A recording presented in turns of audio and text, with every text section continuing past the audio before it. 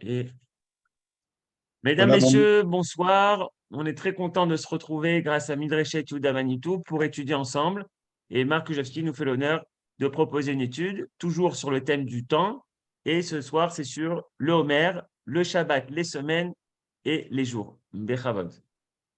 Rien que ça. Bon, voilà. D'abord, je vous préviens, c'est le dernier cours de la session parce qu'à partir du mois de juin, je ne donne plus cours jusqu'à Sukkot, à la fin de Sukkot. Bon, donc, dans le séminaire sur le temps qu'on a commencé cette année, on va voir les temps de l'Homère. Alors, on va avoir en fait 4 ou 5 temps différents. Ça dépend du temps qu'on a, c'est le cas de le dire. On va démarrer d'abord par le temps du deuil. Alors, sur le temps du deuil, vous n'avez pas de texte, j'aimerais juste vous expliquer certaines choses. Ce qui est très étonnant, alors tout le monde connaît l'histoire qui est exposée dans le traité de Yevamot 62b, Samerbet Amudabet, qu'à l'époque de Rabbi Akiva, 12 000 couples d'élèves, ça va être un point très important, 12 000 couples d'élèves, euh, euh, euh, comment dirais-je, se sont pas véritablement accordés dans le Beth Midrash, et ils en sont arrivés à ce que finalement ces 12 000 couples d'élèves meurent, ainsi de suite. Alors la question d'abord, et c'est la raison pour laquelle, soi-disant, Zarma, comme on dit chez nous en Pologne, c'est la raison pour laquelle on serait en état de deuil. Vous voyez d'ailleurs Conan le barbare en face de vous, en état de deuil dans cette période. Alors, ce qui à prime abord paraît complètement absurde. Ça veut dire quoi? Ça veut dire que d'année en année, quand on fait une askara ou un yahrzeit, on ne reprend pas sur soi une période de 7 jours de deuil, on ne reprend pas sur soi une période de 30 jours de deuil. On est bien d'accord. Donc, qu'est-ce que c'est que ce deuil? De quoi est-ce qu'on nous parle? Ce qui paraît complètement grotesque. Alors, il faut bien comprendre que ça n'est pas sur les Talmidim de Rabbi Akiva qu'on est en deuil, mais c'est sur un autre phénomène. Alors d'abord, cette génération-là, pour comprendre le principe, cette génération-là est une génération charnière dans le sens où, comme l'expliquera le Khatam Sofer, c'est le moment où on passe d'un changement radical qui a commencé, à se dévoiler à partir du mont Sinaï et qui s'arrête à la génération de Rabbi Akiva, où c'est ce qu'on appelle les Mosre Torah. Ça veut dire que la Torah et les 70 visages de la Torah, les Shivim Panim, la Torah est transmise ish mipi ish d'un homme à l'autre. Et c'est comme ça que la transmission se fait. Et à partir du décès de ces 12 000 couples d'élèves, on va tout de suite parler, pourquoi est-ce qu'on ne dit pas 24 000? Si c'était déjà le sujet, tu avais qu'à dire 24 000 élèves, c'est encore plus marquant que 2 fois 12 000 ou 12 000 couples d'élèves. Mais à partir du décès de ces 12 000 couples d'élèves, on passe d'une période de ce qui s'appelle Mosre Torah, ceux qui ont reçu la Torah avec ses 70 visages depuis leur Sinaï, ce qui s'appellerait mano à mano, face à face, et on passe une période de Mosre Torah à une période de l'homme des Torah. Ça veut dire qu'après Rabbi Akiva, une fois qu'il va reformater et refaire son Beth Midrash, je vais tout de suite en parler, avec Rabbi Akiva, ce qui se passe, une fois que ses élèves sont décédés, alors il va lancer une transmission de la Torah qui ne va plus être en connexion directe avec le Har Sinaï. Il y aura une certaine perte d'ailleurs de ce qui a été donné au Har Sinaï. Et à ce moment-là, la Torah va, entre guillemets, se figer, ou elle va être à partir d'une base de données immuable. Donc, la période du Har Sinaï jusqu'à la période de Rabbi Akiva, c'est une période où la Torah, entre guillemets, est vivante et la tradition orale est vivante. Elle est transmise l'un à l'autre dans des face-à-face. Et en fait, quand on parle des 12 000 élèves 12 000 couples d'élèves de Rabbi Akiva, je t'aimerais élève Zugot, on vient dire que le problème se passait entre les Chavrutot. Ça veut dire les gens qui étudient l'un avec l'autre. Et il y a eu des algarades entre eux. Mais le problème, ce n'est pas des algarades qui sont entre eux. Ça veut dire qu'à cette époque-là, on est à la dernière génération qui reçoit les 70 visages de la Torah. Et quand on parle de 12 000 élèves ou de couples d'élèves, on vient parler donc d'élèves deux par deux, enfin de couples deux par deux. Le refus ici de ce qui s'est passé entre eux, et c'est pour ça que c'est quelque chose qui n'est pas pardonnable, entre guillemets, à savoir que chaque élève, en fait, avait une certaine facette d'un des 70 visages de la Torah, et il refusait de recevoir avec la personne avec qui il étudiait mano à mano, en Chavruta, il refusait de recevoir l'avis de l'autre qui était aussi réceptacle d'une facette des 70 visages de la Torah. Et en fait, quand ils sont morts, alors ça, c'est pour expliquer l'expression « Shtem Esrei Lev Zugot ». Maintenant, quand ils sont morts, c'est pas simplement qu'ils sont morts, ça veut dire sont morts avec eux une grande partie des 70 visages de la Torah. Et c'est là-dessus qu'on est en deuil. Parce que personne ne peut se révéler, même s'il a un arbre généalogique qui l'amènerait je ne sais pas jusqu'où, personne ne peut dire, moi je suis un descendant d'un des élèves de Rabbi Akiva, et donc je fais un deuil entre Pessah et Shavuot, ou enfin pour les Ashkenazim, entre Pessah et l'Akba Omer inclus pour les Sfaradim. Excusez-moi. Donc le deuil dont on parle ici, ce n'est pas le deuil des élèves de la mort des élèves de Rabbi Akiva, mais le deuil de la Torah qui a été perdu par leur non-reconnaissance réciproque, ou même dans l'enceinte d'une petite ravouta 2 à 2, ils étaient incapables d'accepter et de partager. Bon, ça, alors c'est pour ça que l'Agmara va dire, et Rabbi Akiva, qu'est-ce qu'il fait?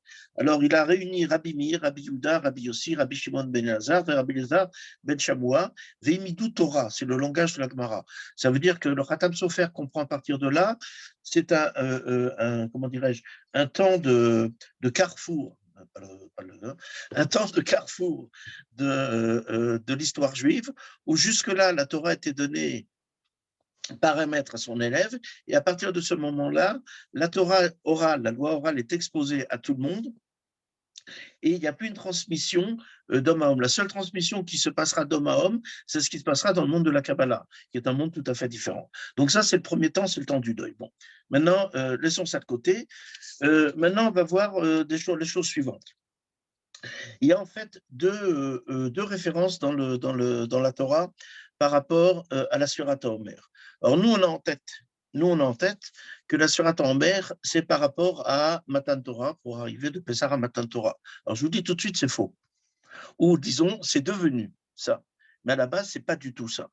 Et l'exil a fait ce qu'il a fait, où il a transformé finalement cette période-là comme période qui va permettre de joindre le lendemain de Pessah, Mimachot à Shabbat, qui s'appelle Pessah, le Mimachot à Shabbat jusqu'à Shavuot, et qui va faire une collection entre ces deux périodes. Ça, c'est un développement de la halakha et un développement de la tradition qui est un développement complètement galoutique.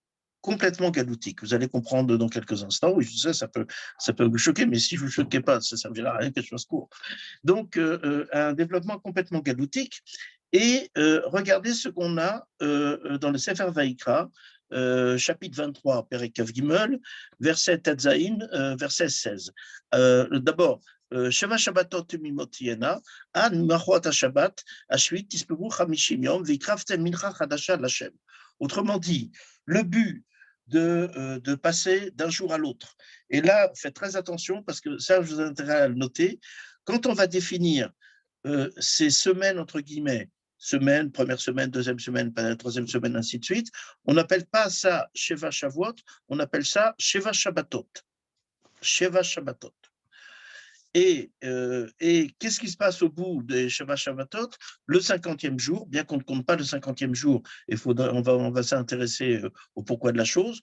Le 50e jour, on fait ce qui s'appelle, on présente un korban qui s'appelle Milcha Chadasha Lashem, et le but de ce korban, c'est de permettre la tire et Tatfoua Chadasha, la nouvelle moisson. Ça veut dire qu'en fait, qu'est-ce qui se passe à Pessah, le lendemain de Pessah? C'est Chodesh Aviv, et le lendemain de Pessah, on commence à faire un décompte des jours, non pas pour arriver à quelque chose qui s'appelle Shavuot dans le sens de Matan Torah, mais dans le sens de, il va y avoir une lente traversée du temps, où au bout de 49 jours, le 50e jour, on va pouvoir présenter un sacrifice qui s'appelle le Mincha Chadasha. Et cette Mincha Chadasha, c'est ce qui va permettre la consommation de la moisson nouvelle, c'est-à-dire de tout ce qui a poussé, ainsi de suite. Alors, jusqu'à l'heure actuelle, c'est comme ça. Mais si vous faites attention à ce qui est écrit dans la Torah, il n'y a aucune référence dans la Torah dans la Torah, je dis bien, dans la Torah orale, écrite, il n'y a aucune référence par rapport à Matan Torah. Ça, c'est les versets de Vaïkra. Les versets de Dvarim, on est dans le 16e chapitre de Dvarim, Dvarim Tetzain, tête, autrement dit 16, 9. Sheva Shavuot tisperu lecha, miechel acher mesh bekama, tachel lispor Sheva Shavuot. Vasita achak Shavuot l'Hashem Elokecha, ainsi de suite. Alors, là, on passe d'un terme de Sheva Shabbatot qu'on avait dans les versets de Vaïkra, et on avait dans le verset de Vaïkra quelque chose de plus, on avait Sheva Shabbatot Temimot. Alors, qu'est-ce que c'est que des Shabbatot Temimot? On va en parler. Et là-bas, on nous parle de Chamishim Yom, de 50 jours. Ici, on nous parle de Sheva Shavuot, du jour où tu commenceras à prendre la faucille pour couper le blé. Et à ce moment-là, on doit compter 7 semaines. Alors, qu'est-ce que c'est que ce passage de 7 Shabbatot pleins, entre guillemets, et les 7 Shabbatot pleins, à la fin des 7 Shabbatot pleins, on va présenter un sacrifice qui va permettre de consommer la nouvelle moisson du blé qui a été fauché, entre guillemets, donc la nouvelle moisson. Et qu'est-ce que c'est qu'on nous dit dans Sefer Dvarim? Quand on emploie un terme tout à fait différent, on ne parle pas de Sheva Shabbatot, on parle de Sheva Shavuot. Et on n'explique pas exactement le passage de l'un à l'autre. Ce que je voulais que vous voyez, c'est de façon classique, quelle est la différence entre les deux. Maintenant, par rapport au temps de la Surat Omer, on a la Surat Omer, en fait, c'est un mécanisme, c'est comme si vous êtes dans un bureau qui fait de la vente à l'international ou un juriste qui est en contact avec le monde. Alors, il y a sur les murs plusieurs montres. Il y a une montre avec l'heure de Hong Kong, une montre avec l'heure de Melbourne, une montre avec l'heure de Washington DC, ainsi de suite. Par rapport à la Surat Omer, on a différentes choses. On a une montre des semaines, Shavuot. On a une montre des Shabbatot. Et on a une montre des jours. Autrement dit, comment dirais-je, les canaux ici sont des canaux qui se font par, et qui arrivent, en fait, ils donnent la même heure. Ça veut dire l'heure des semaines, la montre des semaines, la montre des Shabbatot ou la montre des jours donnent la même heure. En finalité, ils donnent la même heure. Ce n'est pas qu'il y a un décalage horaire, contrairement à ce qu'on avait dit avant. Il n'y a pas de décalage horaire. Mais la question, quelle différence si on compte les jours du Homer par des Shavuot, ou si on les compte par des Shabbatot, ou si on les compte en jours. D'autant plus que dans la Surat Homer, par exemple, le 12e jour, ou le 9e jour, on va dire Shem Shavuot Echad Veshte Yamim Laomer. Tisha Yamim, Shem Shavuot Echad Veshte Yamim Laomer. Alors, on n'est pas complètement idiot, enfin, il faut espérer, on n'est pas complètement idiot. Si on nous dit 9 jours, on sait bien que c'est 7 jours et 2 jours. Alors, qu'est-ce qu'on a besoin de dire Tisha Yamim, Shem Shavuot Echad Veshte Yamim, comme si on venait expliquer d'abord, on présente ce jour-là, le 9e jour par exemple, comme étant, on regarde l'horloge des jours, et sur l'horloge des jours, c'est 9 jours. Si on regarde sur l'horloge des semaines, qu'est-ce qu'on a? C'est une semaine, et la petite aiguille rajoute 2 clics, si vous voulez, pour marquer une semaine et 2 jours. On n'a pas, dans la Surat Omer telle que nous la faisons, une référence au Sheva Shabbatot.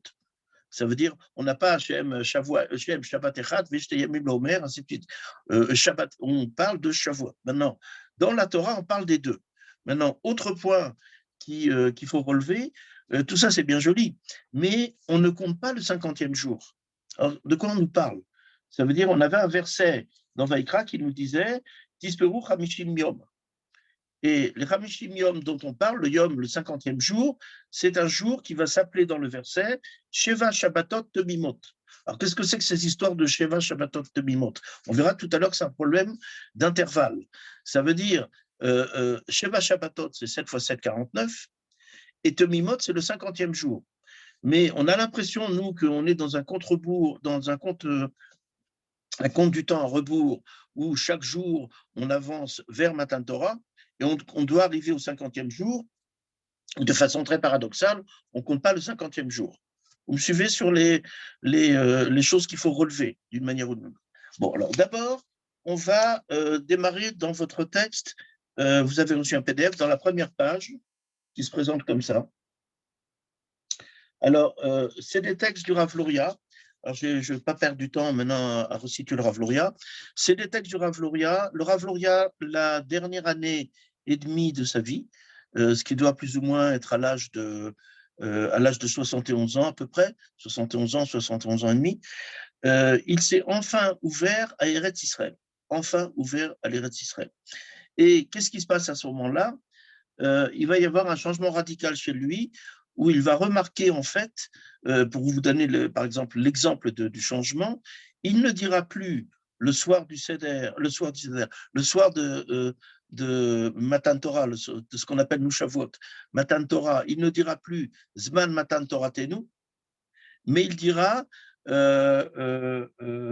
Zman Abikurim. Autrement dit, c'est resituer cette fête-là dans un cadre d'Eretz Israël et non pas dans le cadre de Matan Torah. Alors, je sais que Matan Torah, il y a des commentaires plus ou moins amusants, pour pas dire autre chose, qui vont dire oui, mais Matan Torah, le Har Sinaï, on a l'impression que c'était en Chutz La'aretz, c'était en Eretz Israël. Bon, tout ça, c'est du pipeau, ça ne tient pas la route. Je sais qu'il y a des commentaires qui vont le faire, et pas des moindres, je ne veux pas les citer, ainsi de suite. Alors, la première chose qu'on va voir, sous le titre Mitzvah Taomer Ve'eretz Israël, dans la première colonne, on démarre au deuxième Dibur HaMatril, Mitzvah Taomer Noeget Rak Be'eretz Israël. Je ne sais pas si Yochanan voit. Mitzvah Taomer Noeget Rak Be'eretz Israël. C'est dans la première colonne. Alors, d'abord, quand on parle ici du Homer, à prime abord, en quoi ça consiste? Alors, la mitzvah du Homer, en fait, elle est ce que va dire le Rav Luria, c'est la chose suivante. Il va remettre en place, il va nous remettre en fait à l'heure d'Eretz Israël. Parce que vous ne saviez peut-être pas, on est dans un décalage total par rapport à la fonction originelle de ce qu'était la Sfirata Omer, puisque je dis bien la Sfirata Omer, c'est pour prendre conscience qu'il y a un Tvoa Hadasha qui a poussé, et maintenant il faut amener la faucille pour la couper, et ça va permettre de consommer la Tvoa Hadasha. Maintenant, pourquoi est-ce qu'on vient, et non pas Matan Torah, pas Matan Torah du Har Sinaï. Alors, qu'est-ce que dit le Rav Luria? Mitzvah Omer Noeget Rak Beretz Israël, on parle du Korban, Veikar Inyana Mashma, Shezeba Latir Bachila Masheniksa Miatvoa Hadasha. Autrement dit, la mitzvah du Homer, le sacrifice, ça ne se fait qu'en Eretz Israël. Et c'est pour permettre la nouvelle moisson. Et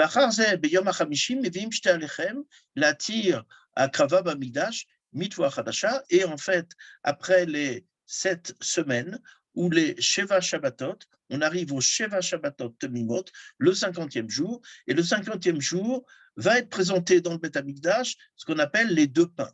Alors, on peut voir toute cette histoire-là, j'ai fait une fois un séminaire là-dessus, on peut voir toute cette histoire-là par rapport à l'histoire du pain.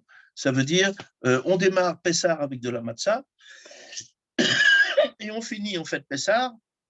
Pessar va s'interrompre à partir du moment où on présentera, alors il y a la matzah, il y a le homer qui est fait à partir de comment ça s'appelle, de Sehora, et c'est la deuxième matière. Et la troisième matière, en fait, on arrive à du pain qu'on présente au Beth Amikdash, ça s'appelle Shte Alechem.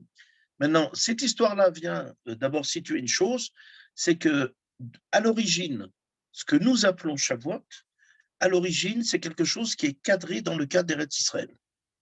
Et quand on va parler des 3 temps de Shavuot, le temps des jours, le temps des semaines, le temps des Shabbatot et le temps des jours, il faut le recadrer dans le cadre d'Eretz Israël. Maintenant, donc le but de la Sfirat Omer, c'est ça. Vemashma Shezeh Ikar Mitzvah Omer, on est dans la deuxième colonne, seconde ligne. Chez Noegetrak Be'etzrel, la Tiratfoa Hadasha, Bachila ou Be'akrava, Diavad.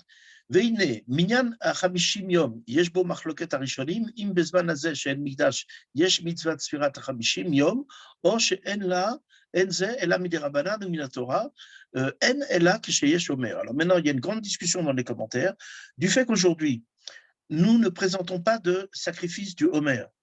Alors, est-ce que la Sfirat Homer, ou ce que nous appelons le décompte de l'Homer, est-ce que c'est encore une mitzvah qui est de la Torah, ou est-ce que c'est une mitzvah qui est des Rabbanan?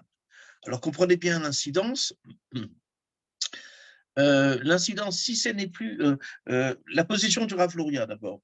J'espère que vous tenez bien. Tu peux remettre tout le monde en attendant. La position du Rav Luria est une position extrême, extrême. Il est arrivé à ça à l'âge de 72 ans. C'est à l'âge de 72 ans et quelques jours, il y a eu un déclic qui s'est fait. À savoir pour lui, il va dire quelque chose qui est contre la halakha commune. Contre la halakha commune. Ça veut dire, d'emblée, il y a une discussion, est-ce que le décompte est dépendant du sacrifice? Et donc, dans les versets, on présente d'abord le sacrifice, ensuite on dit Usfartem lachem. Donc, on a l'impression que le sacrifice est la première chose, et de ce sacrifice-là va naître en fait le décompte de l'Homère.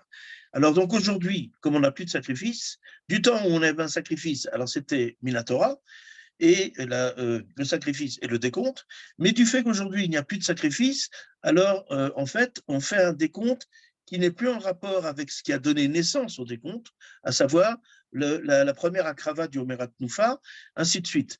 Et à partir de là, le Rav Luria va reprendre, mais beaucoup plus fortement, va reprendre une expression qui va être citée par le Grise. Alors le Grise, ça vous dit peut-être rien, c'est Reb Zeb Soloveitchik, et le Grise, en fait, va dire la chose suivante.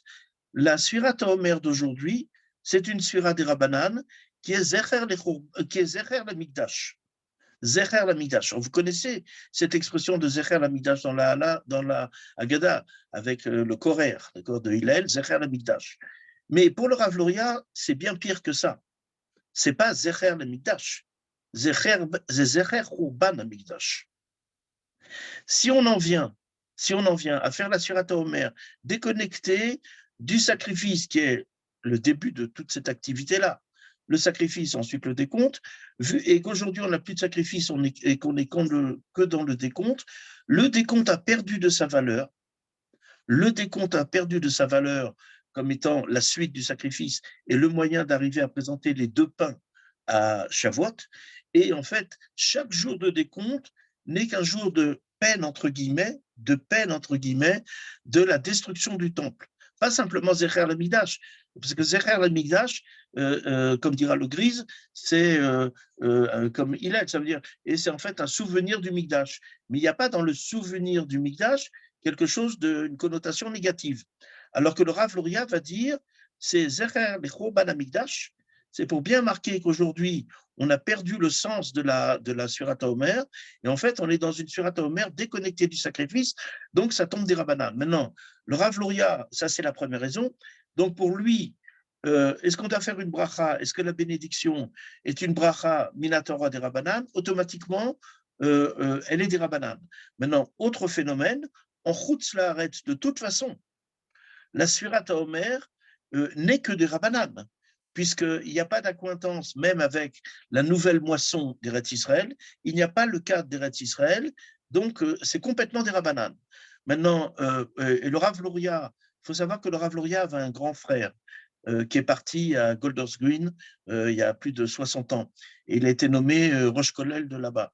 Et plusieurs fois, son grand frère a voulu l'inviter, et le Rav Luria a refusé. Il a quitté une fois Eretz Israël 15 jours parce que sa femme devait avoir une opération à Boston, à l'hôpital de Boston. Mais sinon, il n'est jamais parti d'Eretz Israël. Alors, son frère l'invitait tout le temps et il refusait d'y aller parce qu'il lui a dit la chose suivante, je ne vais pas rentrer dans une maison où la mezouza perd de son sens. Parce que la mezouza, c'est pour une dira milachon, dira dorot, alors qu'en fait, en Chutz Laaretz, c'est uniquement là où on habite. Et ce n'est pas la même chose. C'est pas la même chose. Ça veut dire que là où tu construis ta maison, tu construis les générations à venir, et ça ne peut être qu'en Eretz Israël. Et là où tu habites, que ce soit à Golders Green, à Londres, à Borough Park, à Anvers ou Dieu sait où, il vaut mieux pas savoir d'ailleurs, Dieu sait où, là-bas, la mitzvah n'est pas d'oraïta, la mezouza n'est pas d'oraïta. Mais pour la même raison, pour le Rav Luria, comprenez le paradoxe, en Chutz Laaretz, on doit faire une bracha sur la Surata Omer pour bien appuyer sur le Zecher Lechurban, pour qu'on appuie là sur le vride qui fait mal. En Eretz Israël, du fait qu'en fait, il y a le phénomène de la, je n'aime pas ce terme-là, mais qu'on s'entende, de la bracha, de la bénédiction de Dieu sur la terre. Il y a un dévoilement de Dieu qui se fait par la bénédiction de tout ce qui relève de l'agriculture. Et donc, on voit de nos yeux qu'il y a une bénédiction de la terre, Birkat Haaretz. Donc, ici, d'après lui, on n'a pas besoin de faire de bracha pour une autre raison. Maintenant, la position du Rav Luria. Dans la halakha ashkénaze, la halakha sfarade est différente. Dans la halakha ashkénaze, quelqu'un qui, un beau jour, enfin un beau soir plutôt, a oublié de compter la surata Omer, il ne peut plus le lendemain la compter avec une bracha. Et donc, il continue le décompte sans bracha. Et en fait, c'est une position dans la halakha, d'après Mishneh Berurah, qui est Bediavad. Pour le Rav Luria, il va écrire cette chose incroyable dans ses notes sur le Shulchan Aruch, Mi shebesiata dishmaya. Mi shebesiata dishmaya. Shachar l'ispor, le shachar le varer, az uzoche besfirat omer, qui ben chourin. Ça veut dire quoi? Celui qui, par une aide du ciel, va oublier un soir, et donc ne pourra plus faire de bénédiction sur la Surat Omer, mais ne plus faire de bénédiction, ça veut dire quoi? Ça veut dire, tu ne dis plus Asher qui est chanou bemitzvotav. Tu ne dis plus ça. Tu ne peux pas le dire. Donc, ton décompte à toi, tu vas arriver à Matan Torah, ou à ce qu'on appelle Mushavot, mais tu vas y arriver comme un homme libre, qui va recevoir la Torah en toute liberté. Par contre, si tu... Vous comprenez ce que le Rav Luria lance, mais par contre, si tu fais une Surat HaOmer normale, entre guillemets, où tu dis chaque soir, Asher qui est Chanou Bemizotav, qui nous a ordonné ou qui nous a sanctifié par l'ordonnance de ces préceptes, à ce moment-là, tu ne fais pas un décompte en tant qu'homme libre, tu fais un décompte en, comment dirais-je, je vais employer un terme un peu dur, en tant que serviteur servile de Dieu. Et donc, tu arrives à Matan Torah, chaque étape est une obligation comme une épée de Damoclès, et tu arrives en fait à Matan Torah, tu ne reçois pas du tout la Matan Torah, parce qu'en fait, tu ne reçois rien de ton propre chef, de ta propre personne, de ton propre désir ou de ton propre libre arbitre.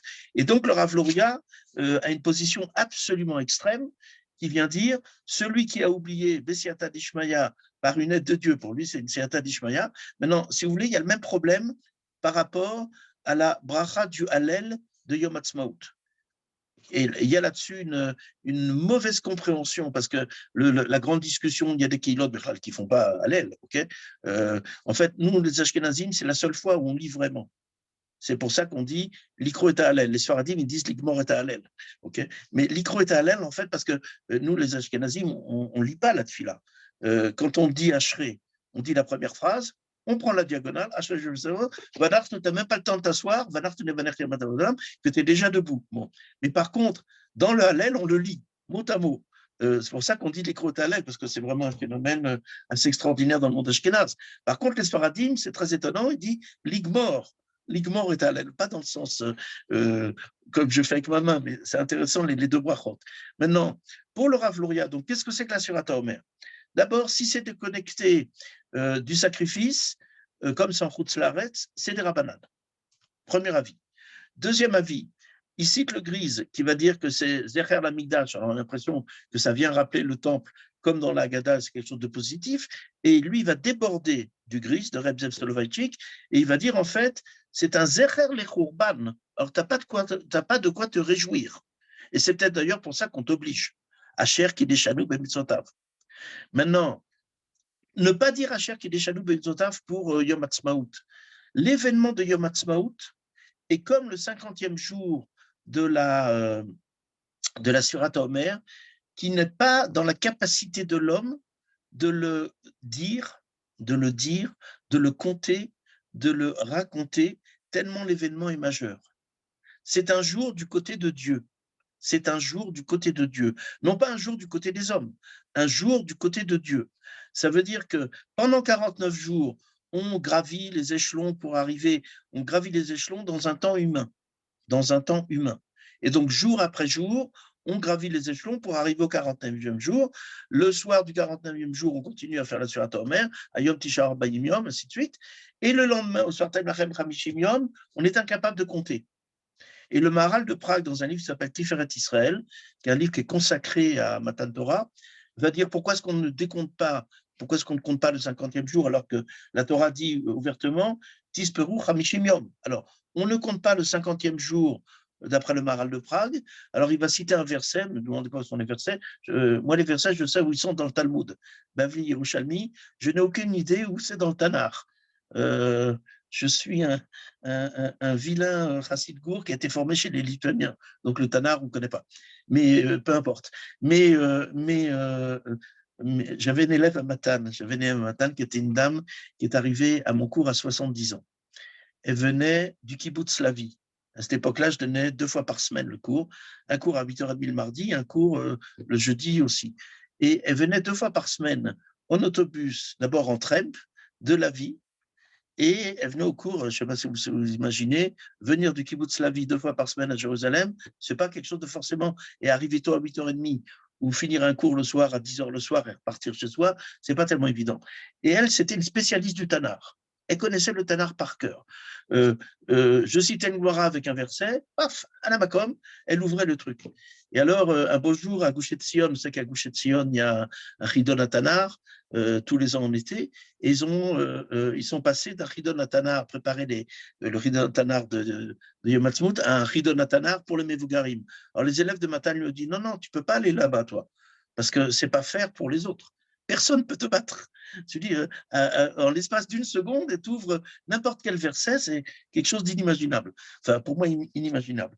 Donc, toujours est-il, à Yom Ha'atzmaut, est-ce qu'il faut faire une bracha, pas faire une bracha? C'est un déchirement entre les Yeshivot Merkazara, Ve'aramor, et ces 2 Yeshivot-là, et les autres endroits, Gush Etzion, enfin, peu importe.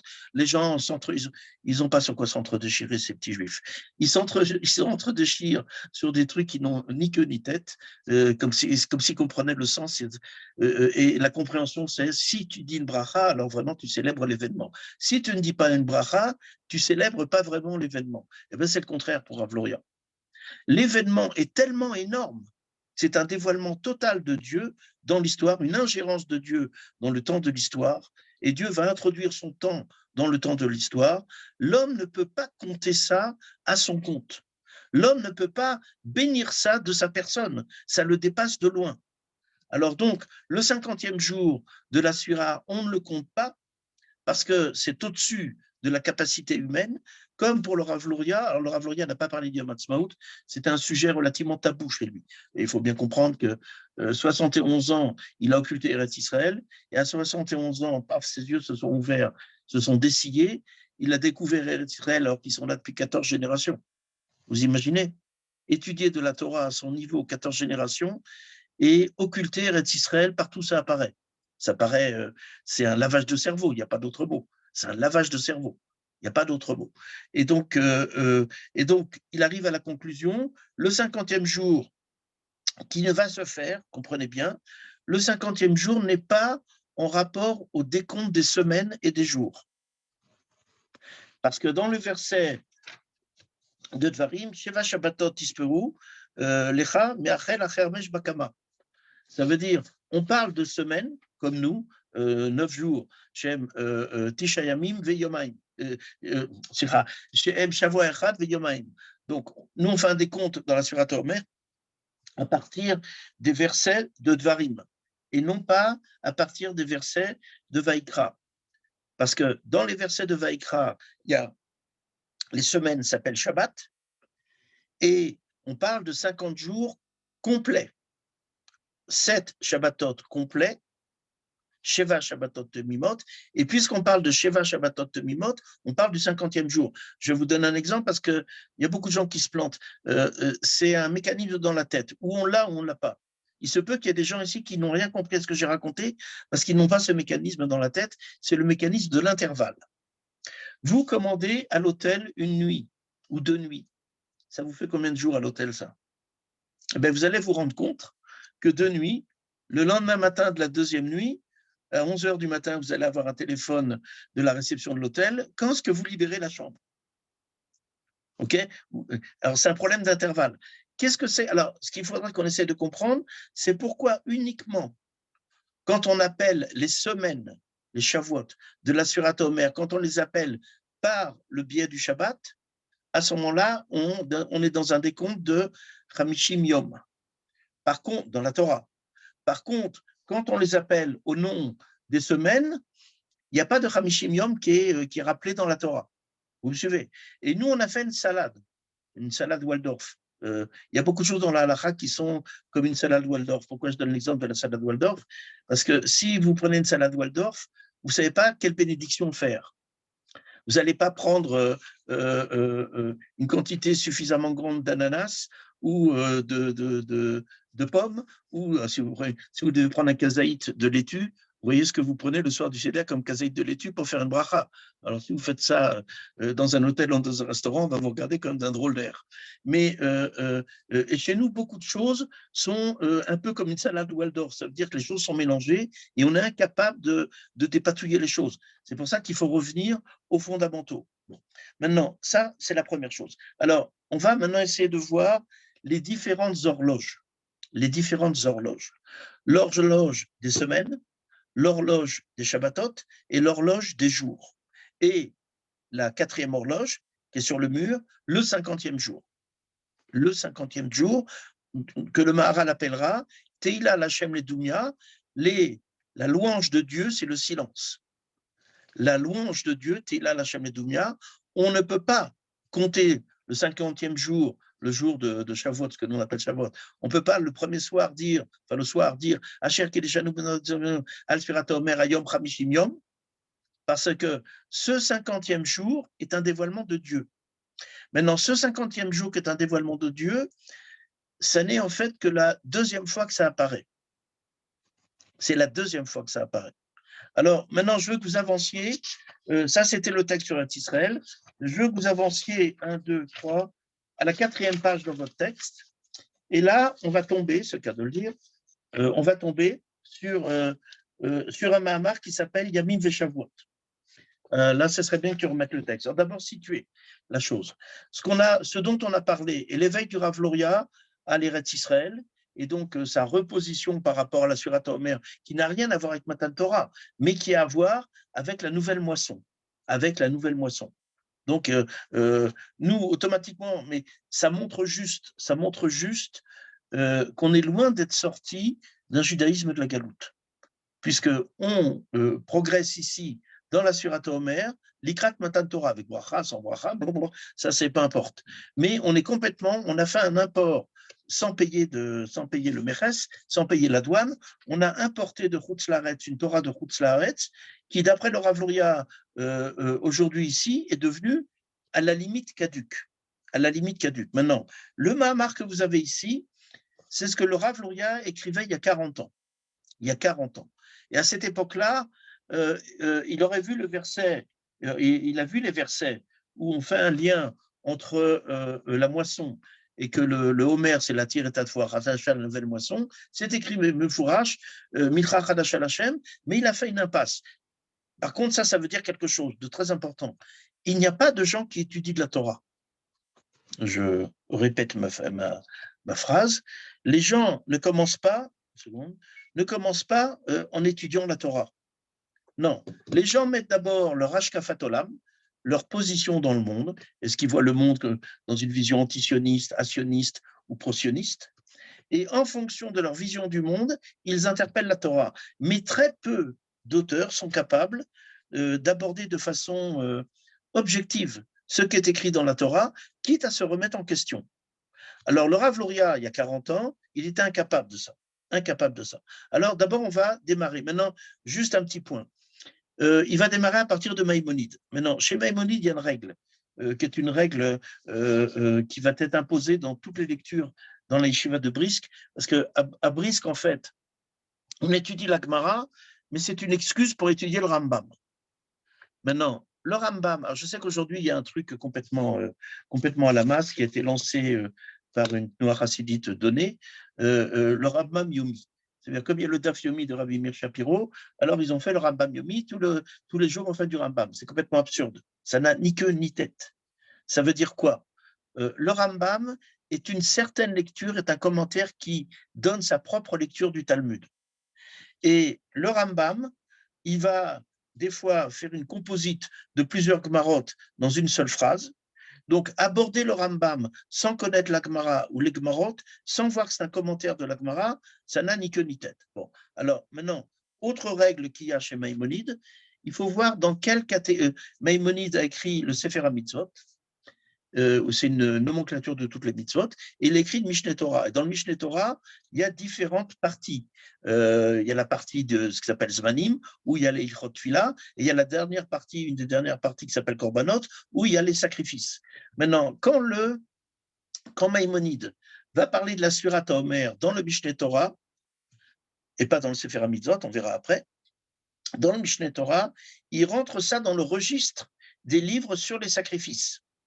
Le Mishneh Torah sur les sacrifices.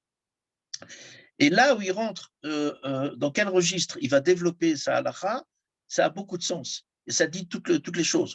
Maintenant, il y a beaucoup de contradictions chez Maïmonide, enfin de soi-disant contradictions. Le jeu à brisque, c'est de développer 12 clés, 12 télécommandes qui vont ouvrir tout. C'est une télécommande qui fonctionne sur tout. C'est de donner 12 clés. Il faut beaucoup de temps pour les acquérir. Donner 12 clés pour pouvoir enlever les contradictions qu'il y a chez Maïmonide. La première clé, c'est le registre. Bon, alors, on démarre, on peut parler de dehors, on fait quand même un peu de texte, sinon j'ai l'impression qu'on n'étudie pas. Alors, on est dans la page Tetzaïn, Mahamar, Yamim Veshavot, et regardez de quoi il est question. Je passe le sous-titre qui a tout de suite en dessous de Aleph, c'est un résumé de ça. Arambam Beminyan Amizot, Beresh Ilchot Midim Moussafim Katav, Bemitzvot Yutet. Alors, le Maïmonide, dans les Ilchot Midim Moussafim, donc dans les sacrifices, dit la chose suivante. Dans le Perek Aleph, Alacha Yutet. L'ispor, Kol Ish Veish, Sheva Shavuot, Miyom Akravata Omer, Atkan. Donc, qu'est-ce qu'il dit ici? Il y a une obligation. Alors, on ne va pas traiter de pourquoi Kol Ish Veish.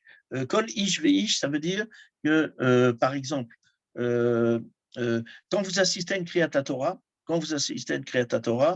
le Bal Koré vous rend exempt. Et c'est sur un teken qui s'appelle Shomea Kioné. Vous entendez, c'est comme si vous aviez dit. Dans la Surat Omer, ce n'est pas possible. Ça veut dire que le Shaliach Tzibour dit tel jour, et ensuite chaque individu a son obligation. Comme si on venait dire, la Surat Omer, d'ailleurs on peut la dire aussi bien en privé qu'en public, mais la Surat Omer interpelle l'individu dans ce qu'il a d'individuel. Kol ish veish. Sheva Shavuot, miyom akravata Omer, donc pour lui, il présente la Surat Omer pas par rapport à Sheva Shabbatot Mimot, mais par rapport à Sheva Shavuot, de l'instant où on présente le Korban HaOmer. Et donc, certains commentaires vont dire, est-ce qu'il y a une dépendance entre le sacrifice et le décompte? Alors, il y a des commentaires qui vont dire, non, en fait, ce qui est dit ici, dans le verset Miyom Ikraftem et HaOmer, le sacrifice, c'est juste un signe pour savoir quand démarre le décompte. Le lendemain de Pessah, on commence le Korban HaOmer, donc on sait qu'on fait la Sphira le lendemain de Pessah. La question, est-ce que Maïmonide pense ça ou pas? Quand il écrit L'Ispor Kol Ish Veish Shiva Shavuot Miyom Akravat HaOmer Adkan. On voir Shelo Evi Inyan Shavuot Velo Minyan Ayamim. Alors là, il y a une petite erreur, parce que dans le texte, il n'a pas rappelé le Minyan à Shabbatot, Ve Minyan Ayamim. Par contre, nous, ce qui nous intéresse, c'est que dans la lecture de Maïmonide, et je dis bien Maïmonide est une grille de lecture de la Gemara, donc en faire 2 tous les jours, à part ça que, sauf si vous avez des gendres yéménites, les yéménites font la halakha directement dans le Rambam, mais le reste du monde juif ne fait pas ça. D'accord? Donc, moi j'ai deux ratanim yéménites.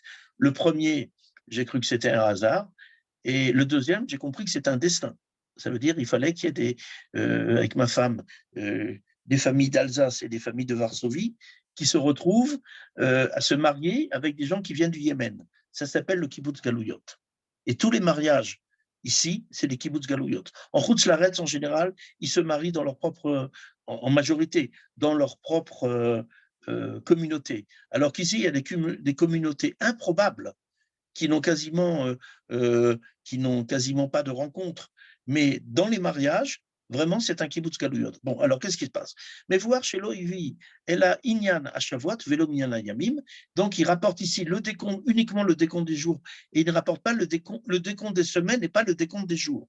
Qu'est-ce que disait Maïmonide? L'Ispa Kol Veish Veish, Sheva Shavuot Miyom Akravat Omer. Alors, qu'est-ce que ça va donner, cette histoire-là? Alors, à Brisk, il y a un minag. La halakha de Brisk est différente de la halakha du monde, parce qu'en fait, il fixe la halakha non pas par ce qui a été dit par les Bala halakha, mais par la svara la plus pertinente qu'il y a dans la halakha. Alors, si, d'après Maïmonide, on doit faire le décompte des semaines, alors qu'est-ce que ça veut dire? Ça veut dire que le seul moment de la semaine où on dit Asher, Kileshanu, Bemzota, Vetzivanu, Al-Surata Omer, c'est de 7 jours en 7 jours. Le 7e jour, le 14e jour, et ainsi de suite. Tous les 7 jours, puisqu'il marquait l'Ispor Kol Ish Veish Sheva Shavuot, et il ne fait pas un rappel des jours. Ça veut dire que, comprenez bien ce que Maïmonide va dire, de 7 jours en 7 jours, on fait la Surata Omer, c'est comme ça qu'on le lit à Brisk, et donc, ils ne font pas de bracha du premier jour, deuxième jour, troisième jour, quatrième jour, cinquième jour, sixième jour, ils disent la Surata Omer, et uniquement le 7e jour, comme dit Maïmonide, l'Ispor Kol Ish Veish Sheva Shavuot Miyom Akravata Omer. Vous voyez un peu ce qui se passe. Nous, on va avoir un truc très bizarre. Maintenant, pour bien cerner la position de Maïmonide, on va voir chez l'Oivi Inyan, Minyan HaShavuot, Velo Minyan HaYamim, ou Bagmara Bemenachot Daf Samervav, et dans le Talmud, donc à la page Menachot 66a, Amrou Mitzvah Lemema Yomé, Ve Mitzvah Lemema Shavuot, Velo Kedvarav Kan. Et dans la Gemara, on dit il y a une mitzvah de compter les jours et une mitzvah de compter les semaines. Et qu'est-ce que fait Maïmonide? Il va censurer la Gemara. Et ce que la Gemara dit, il faut compter les jours, il fait l'impasse, il ne le rappelle même pas. Pour lui, il faut compter les semaines. Vous me suivez? Parce que pour Maïmonide, le plus important, c'est les versets de Dvarim où on ne fait pas rappel au jour. Les versets de Dvarim où il est écrit Sheva Shavuot Tispor Lecha. Sheva Shavuot, donc de semaine en semaine, tu comptes. Donc, quand ça tombe au 7e jour, tu comptes. Quand ça tombe, tu fais une bracha. Quand ça tombe le 14e jour, et c'est vraiment ce qui est écrit dans la Torah. Mais alors, comment ça se fait, par exemple, que le 9e jour, on va arriver dans la halakha à dire, par exemple, pour le 9e jour, Shem Shavua Teshayamim, Shem Shavua Echad, Veshteyamim. Alors, il faut bien comprendre qu'il y a ici un rapport des jours. La question, peut-on construire un monde du temps qui ne se décompte, on aurait une montre qui changerait d'heure que tous les 7 jours, sans voir qu'en fait, pour arriver à l'aube du 7e jour, il faut bien 6 jours qui le précèdent. 6 jours qui le précèdent. Or, Maïmonide voit ce qui est écrit dans la Torah, Sheva Shavuot Tispor Lecha, les 6 premiers jours ne sont qu'une condition sine qua non pour arriver au 7e, mais ne sont pas des jours essentiels. Alors, le Rav Luria va continuer. Bon. Mizot Aseh Lispor. Alors, le prix Hadash, qu'est-ce qu'il va dire le prix Hadash? Une seconde. Est-ce que je l'ai mis celui-là? Attendez, je ne suis pas sur la bonne page chez moi. C'est pas grave. Bon, ben, je peux lire là, en fait. À la 1, 2, 3, 4, 5, 6, 7e ligne. Shelok et Varav K. Ou Bepri Hadash al Hakav Bekatav, Mitzvot Aseh Lispor, Sheva Shabbatot Temimot,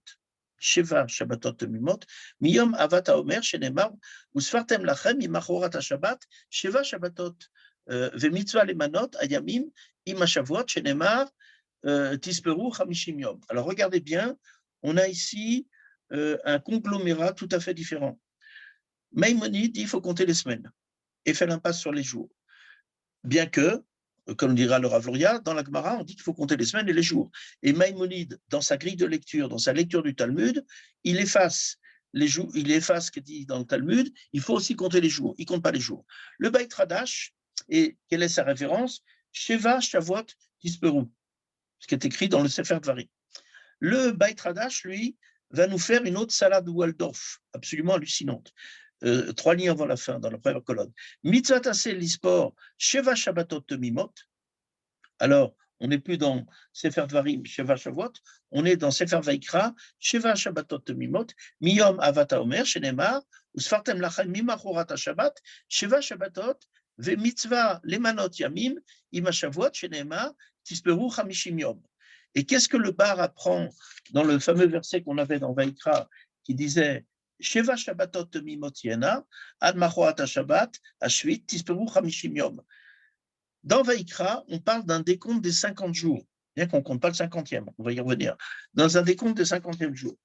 Et donc, pour le Sefer Vaikra, il faut compter les Shabbatot et les jours, Sheva Shabbatot, Tisperu Chamishim Yom. Dans le Sefer Vaikra, c'est les Sheva Shavuot et les jours ne sont pas rapportés. Maintenant, vous voyez, nous, ce qu'on a comme bracha. On dit, qu'est-ce qu'on a comme décompte? 9e jour, on nous dit Tisha Yamim, on démarre par les jours, Shem Shavua Echad Veshte Yamim. Alors, de quoi on nous parle? Et par contre, quand on expose quel jour c'est, le mot Shabbat a disparu. Vous voyez un peu ce qui se passe? Vous voyez un peu ce qui se passe? Ça veut dire qu'il y a ici des positions à outrance qui sont présentées, et la position finale de la halacha, on fait l'impasse. On fait l'impasse sur les Shabbatot, on fait l'impasse sur, parce qu'on dit Tesha Yamim, Shem Shavua, donc on ne parle pas de Shabbatot et de Yom HaChamishim, on parle de choses tout à fait différentes. Alors, il ne nous reste plus que 5 minutes, c'est de la folie. Alors, maintenant, je vais en venir au 50e jour. Il y a un événement qui s'est passé le soir de Pessah. On va parler oralement maintenant, pour revenir au visuel. Il y a un événement qui se passe le premier soir, le soir du Seder, qui est en fait quelque chose qui a été dit par, vous verrez, c'est dans le texte, là, dans la page 8 Zayin, ainsi de suite, mais je n'ai pas le temps de le lire dedans. Il y a, quand on dit dans la Haggadah, quand le Baal Haggadah dit, parce qu'on ne voit pas ça dans la Torah, mais le Baal Haggadah, dans sa lecture de la Torah de Sefer Shemot, il dit Lo al yodei malach, lo al yodei shaliach, ela Akadosh Baruch Hu b'atzmo birvodo. Akadosh Baruch Hu b'atzmo birvodo, ce qui se passe le soir du Seder, il ouvre les 50 portes de la Bina, de la sagesse. Et il y a donc ce grand dévoilement qui se fait. Et aussitôt, grand dévoilement fait, aussitôt, oups, qu'ai-je fait? J'ai dévoilé les 50 portes de la sagesse à Israël. Donc, tout de suite, il le cache. Et ensuite, il va nous donner la capacité, je vois Madame Mablier qui fait comme ça, ensuite, il va nous donner la capacité, étape après étape, jour après jour, semaine après semaine, Shabbatot après Shabbatot, d'arriver encore une seconde fois, le 50e jour, au dévoilement total de Dieu. Maintenant, comprenez bien, le 50e jour est incontable pour l'homme, parce que nous disons Asher Kideshanu B'Mitzvotav. Qui est le leader de Asher Kideshanu B'Mitzvotav? Mitziva Lanu, Torah Tziva Lanu Moshe. Torah Tziva Lanu Moshe. La 50e porte ne peut s'ouvrir qu'en Eretz Israël. Moshe ne va acquérir, d'après la Gemara, que 49 portes. Vous savez où est écrit la 50e porte dans la Torah? Les filles de Tselophrad, les 7 filles de Tselophrad, à la fin de Parashat Pinchas, pour une fois que je me souviens, on sait pour le dire, waouh, qui se souvient, quelque chose dans le Tanakh, incroyable. Si on n'a pas la dérision de soi-même, alors on se prend vraiment au sérieux. C'est insupportable. Vous savez, les gens sérieux, alors ils sont dans un public où tout le monde est en pleurs, puis alors on le regarde, toi tu pleures pas. Il dit non, moi je pleure intérieurement. C'est pour ça que je vais souvent aux toilettes. Enfin, bon, ceux qui ont compris ont compris. Ceux qui n'ont pas compris, je ne le répéterai pas. Bon, passons. Mais il y en a qui ne comprennent pas, je vois à l'écran. Bon, passons. Mais donc, il y a un dévoilement total de Dieu le soir du Seder. Et il y a Dieu se voile le lendemain. On commence les Surat Omer pour, dans 50 étapes, 49 étapes, y arriver. Mais nous ne pouvons pas assujettir le dévoilement de Dieu, le 50e jour, à l'homme. Le temps de Dieu, le temps de Dieu, le temps des hommes et le temps des hommes. Et en fait, Pessah, c'est la 50e porte, et Shavuot, c'est la 50e porte. Mais Moshe ne peut pas inscrire dans la 50e porte, puisque lui n'en a reçu que 49. Les filles de Tselophrad, elles viennent réclamer au nom du Père. Il n'y a pas de Trinité chez nous. Au nom du Père, vu que leur père n'a pas fauté, ni avec les Miraglim, ni avec Korah, ainsi de suite, mais il est mort dans le désert, mais pas d'avoir fauté. Donc, elles se retrouvent à l'aube d'entrer en Eretz Israël, elles veulent savoir si elles ont une part à la Nachalat Haaretz. Et alors, la Torah dit quelque chose de très étonnant, Ken benot Tselophrad dovrot. Ça ne veut pas dire que, ah oui, ben, les filles de Tselophrad, c'est des pipelettes. Non. Du Nun Sophie, du Mila Ken, parce que vous n'imaginez pas ce que ça veut dire Ken, en Lachon HaKodesh. Ce Ken vélo, c'est en hébreu moderne, ça veut dire oui et non, si vous voulez, mais ce n'est pas du tout ça. La lettre Nun, Sophie, du mot Ken, Ken, Benot Tselophrad Dovrot, Rabbeinu Bechaye va citer un midrash incroyable qui dit Ken et la lettre Nun du mot Ken, Ken Benot Tselophrad, elle doit être en caractère gras. Sinon, le Sefer Torah est pas soul, pour bien le signifier. Les Benot Tselophrad réclament une Torah qui est encore chez moi dans le ciel, que Moshe n'a pas eu. Les Benot Tselophrad réclament une Torah qui est encore cachée chez moi dans le ciel, la 50e porte de la sagesse, que Moshe n'a pas eu. Vous me suivez? Maintenant, si on pense qu'on compte le décompte de Homer pour arriver le soir de Shavuot chez Lanou, Zman Matan Toratenu, qu'est-ce qu'on fait dans ça pour le Rav Luria? On repousse le dévoilement de Dieu et on ne dévoile qu'un petit dévoilement qui s'appelle la Torah. Mais la Torah, elle est par rapport à ceux qui la reçoivent. Elle n'est pas par rapport à celui qui la donne. Quand on dit Moshe Kibel Torah Misinaï, il n'est pas, comme dira le Maharal, c'est pas écrit Moshe Kibel est à Torah Misinaï. Si Moshe avait reçu pour Israël, parce qu'il reçoit pour Israël toute la Torah, alors ça veut dire que Dieu se serait complètement dévoilé. Et on lirait le Yudke Vavke tel qu'il doit se lire. Alors que nous, on le lit dans un kinou, ça veut dire alors un Ashkenazi qui tombe, il dit Oi, un Sfaradi qui tombe, il dit Aïe, bon, enfin, vous n'avez pas d'humour, c'est pas possible. Mais comment dirais-je donc, le 50e jour, c'est un dévoilement total de Dieu, mais avec un acheminement humain, contrairement à Pessah. Il a fait ça le soir du Seder. Mais l'homme n'a pas participé. Donc, il va permettre à l'homme d'accéder à la 50e porte, mais ça doit se faire uniquement qu'en Eretz Israël. Parce qu'il n'y a qu'uniquement en Eretz Israël où il n'est pas Melech HaOlam. Melech HaOlam, ce n'est pas le roi des mondes, ou le roi du monde, ou le roi universel. Non, Zemelech Shema'alim et Tatzmo, c'est le roi qui se voile. En Eretz Israël, il se dévoile. Il se dévoile. Donc le 50e jour n'est pas comptable, parce que sinon ça voudrait dire que tu pourrais rabaisser Dieu à sa Torah. Et la Torah, si c'était et à Torah, on veut bien. Alors il y a un passage dans le Zohar qui est très mal cité.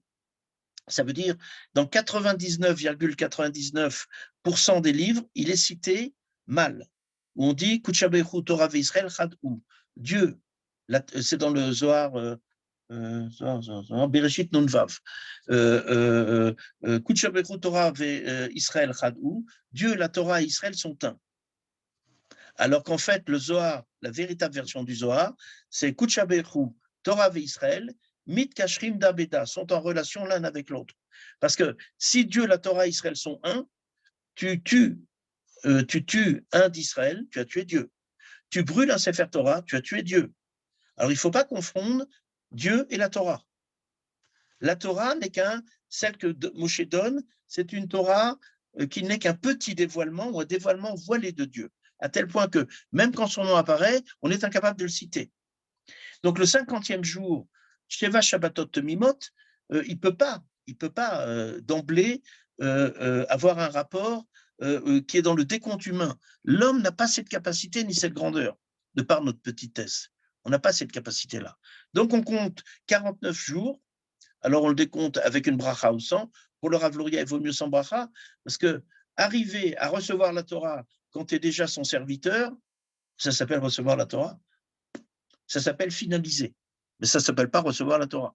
Par contre, si tu ne dis pas Shaki Lishanu Betzotav, et si, grâce à Dieu, il t'a fait oublier un soir, et moi, ça fait déjà plusieurs années que j'oublie même le premier soir, d'accord, tu ne peux pas dire à Shaki Lishanu Betzotav si tu es Ashkenaz, si tu as oublié, eh bien, tu vas faire les 49 étapes de ton propre chef et recevoir la Torah vraiment. Pas la recevoir parce que tu es obligé de la recevoir. Dans ce cas-là, c'est une kviat arke-gigit. Mais la recevoir de plein fouet, en toute liberté. Alors que si tu dis à Shaki Lishanu al-Surata Omer, tu arrives à l'avènement du 50e jour, que tu peux même pas compter, et en fait, pendant 49 jours, c'est pas que tu as acquis une liberté et tu as grandi ta liberté pour y arriver, non, tu as été un serviteur servile qui n'a pas d'autre choix. Comme disait Edmond Jabès dans le livre des questions, une phrase extraordinaire d'Edmond Jabès dans le livre des questions, et il dit on pense qu'on a le choix, mais qu'est-ce donc d'avoir le choix quand on n'a pas le choix du choix? Ben oui, mais et c'est ça que c'est là-dedans que la halakha nous a fermés. Ne me comprenez pas mal, je n'ai pas de problème avec la halakha, je dis juste qu'il faut remettre du sens et comprendre le sens de ce qu'on fait. Alors, pour en revenir à nos moutons, donc, il y a le décompte des semaines, le décompte des Shabbatot et le décompte des jours. Heureusement, avant de faire la Surata Omer, enfin, ça dépend des Keilot, mais je ne vais pas commencer à chanter, sinon demain, ce n'est pas du Sharav, ça va être de la neige qu'il va y avoir à Yerushalayim. Je n'ai pas ce don. Mon fils là, mais je ne sais pas d'où. Ni moi, ni ma femme ne savons chanter. Donc, on dit Shabbat, ainsi de suite. On fait appel à Shabbat. Maintenant, comprenez bien, le Shabbat de Yitziat Mitzrayim et Chag HaShavuot, eh ben, c'est le même Shabbat. C'est le dévoilement des 50 portes.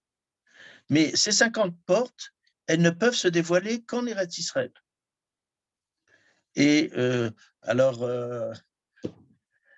Rav Luria a une très grande colère contre le judaïsme de Hutzlaretz. Très, très grande colère. Quand je dis grande colère, j'ai appris qu'il avait son grand frère à Golders Green le jour où il est mort. Je vais au Shiva. Alors je lui dis, mais c'est bizarre, tu n'as jamais parlé de ce grand frère. Alors il dit, non seulement je ne t'ai jamais parlé de ce grand frère, mais je ne lui parle plus depuis 40 ans. Même pas Guitué, même pas une bonne année. Il est allé enseigner de la Torah dans un lieu où il n'y a pas de présence divine. Alors c'est quoi? C'est du gai savoir. C'est du gai savoir. C'est-à-dire on transmet du savoir. Mais on n'aide pas la personne de faire une rencontre avec Akadosh Baruch Hu. Alors, à quoi sert cette étude de la Torah? Et pendant 40 ans, quand il a été nommé là-bas, alors qu'on lui avait proposé d'être le second Rosh Yeshiva de Mir, mais entre être premier Rosh Yeshiva à Londres ou second Rosh Yeshiva à Mir, il a préféré être le premier. Et il a tout perdu. Et il a tout perdu. À tel point que le Rav Luria lui souhaitait même plus bonne année. D'accord? Parce que, ah oui, on n'imagine pas, soit tu parles d'Eretz Israël et c'est sérieux, soit, quand j'ai fait la connaissance du Rav Luria, je faisais 99 jours de Milouim par an. Une grande partie, c'était des vols en Apache au-dessus du Liban, dans la Route de Bitachon. Et je partais ensuite, pour m'aérer un peu, une semaine en Route Laretz. Il me dit, mais ça ne te dérange pas d'aller en Route Laretz comme ça, tous les mois et demi, ainsi de suite? Je lui dis, non, pourquoi vous me dites ça? Il me dit, moi j'étais à Boston 15 jours pour accompagner ma femme, ça m'a empêché de prier pendant 7 ans quand je suis revenu, jusqu'à ce que j'enlève tout ce qui m'a imprégné de l'impureté de Hutzlaretz. Pendant 7 ans, je n'ai pas pu prier. Il y a des gens qui sont sérieux. Je dis, bah oui, mais moi, je ne suis pas du tout à ce niveau-là. Je suis désolé. Chacun son niveau, mais là, pas du tout. Pas du tout. Bon, mais Kitsour, alors, je ne sais pas si Brigitte ne m'a pas répondu. Est-ce qu'on pourrait faire un cours le 7 juin ou pas? Peut-être allumer votre microphone. Parce que moi, la seule date que j'ai pour un éventuel dernier cours de la session, c'est le 7 juin. Mais après le 10 juin, je ne donne plus cours, ni à Matane, ni ailleurs, pendant pas mal de mois. Pendant pas mal de mois jusqu'après Sukkot. Alors, soit c'est le dernier jour, soit la direction de Midrashet Yehuda décidera que le 7 juin. Oui, je dois vérifier, mais on ne m'a pas répondu. Celui qui est responsable du calendrier ne m'a pas encore répondu, mais je vous promets, je vais vous répondre bien. Ok, ben alors voilà. Alors, j'espère que oui. Voilà. Alors voilà, on a mis les 4 montres sur le mur qui donnent la même heure. l'heure des Shabbatot, l'heure des Shavuot, l'heure des Yamim et l'heure de la 50e porte. Donc la Sfirat Omer, c'est vraiment ça. Mais la Sfirat Omer, c'est pas pour arriver à Zman Matan Toratenu. C'est ce qui s'est développé ensuite dans la halacha. Et quand je dis que le Yerushalmi n'est pas Meurav Yerushalmi, j'ai enseigné la totalité de Yerushalmi en Youn. Je sais de quoi je parle quand même. Okay, parce que je me serais attendu à ce que le Talmud Yerushalmi fasse tout le calcul du Rav Luria. Et pas du tout. Et pas du tout. Et pas du tout. On en revient à Zman Matan Toratenu. Mais ce qui reste, et ça c'est quelque chose de complètement, je ne sais pas comment c'est dans les synagogues sfaradiotes, mais dans les synagogues ashkénazes, c'est devenu d'un pathétique. Ce qui reste de Yom HaBikurim, le soir de Shavuot, vous savez ce que c'est?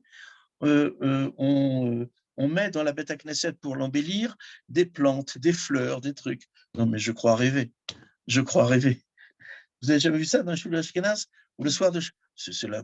Non, mais sors de ta choule, regarde le paysage d'Eretz Israël, ça c'est Yom HaBikurim. Mais Yom HaBikurim, puis alors, il y a des petites plantes là, des petites plantes là, de la verveine là, de la nana là, jusque je sais quoi, moi, je ne connais rien en plantes. C'est devenu pathétique, complètement pathétique, pour ne pas dire autre chose. Mais c'est le judaïsme rétréci dans lequel on vit. Et le Rav Luria s'est libéré de ce judaïsme rétréci. Et c'est un hyper-orthodoxe, mais un orthodoxe d'Eretz Israël. Et même le Rav Kook, je dois avouer, n'est pas arrivé à ça. On peut me dire ce qu'on veut. J'ai lu tous les écrits du Rav Kook, il n'arrive pas du tout à ça. Il n'arrive pas à un bouleversement de la halacha parce qu'on est en Eretz Israël. Pas du tout. Pas du tout. Il est resté dans les clous, entre guillemets. Non, c'est un peu dommage. C'est un précurseur, si vous voulez. Il y en avait d'autres avant, mais pas du tout. Et le Rav Luria a fait sa route, il a tracé sa route. Maintenant, un de ses khatanim a suivi mon cours pendant un an, et il a vu où le Rav Luria est arrivé dans son développement de la halacha, et ça lui a fait très peur. Et ça bloque la publication des 7500 pages sur Eretz Israël, depuis déjà 13 ans. Parce que le jour où ça va sortir, si ça sort, la famille va se ramasser un nom de je ne sais pas quoi, de réformés, de je ne sais pas quoi, de sionim, la grande injure, sionim, okay, de sionistes. Et comme ils ne veulent pas se ramasser ce nom-là, le meilleur moyen, c'est de bloquer les écrits de façon à ce que les gens ne les connaissent pas. Chacun ses responsabilités dans la vie.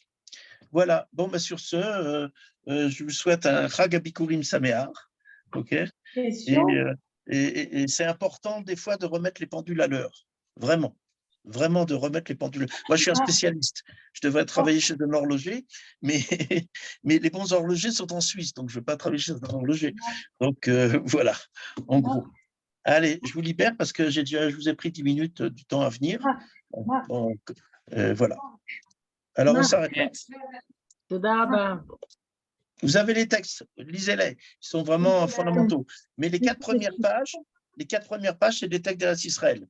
Les 2 dernières, c'est des choses qu'il a écrites il y a 30 ans, les Ketso.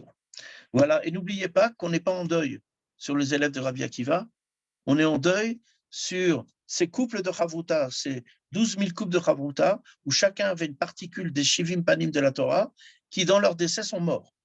Et donc, dernière génération de ceux qui ont reçu la Torah, qui continuent de recevoir la Torah du Har Sinaï, Mosré Torah, et à partir de ce moment-là, on n'est plus que des lomes des Torah. Et une bonne partie de la Torah des Shivim Panim a disparu.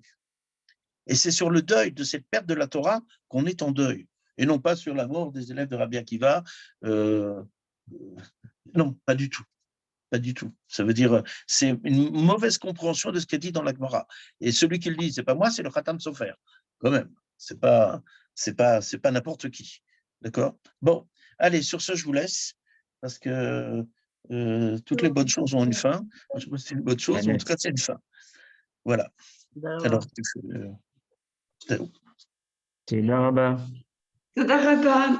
אז חג שמח לכולכם, קודם כל ביום ירושלים. חג שמח. חג שמח. Tu fermes, en fait, moi je ne peux pas fermer. Donc,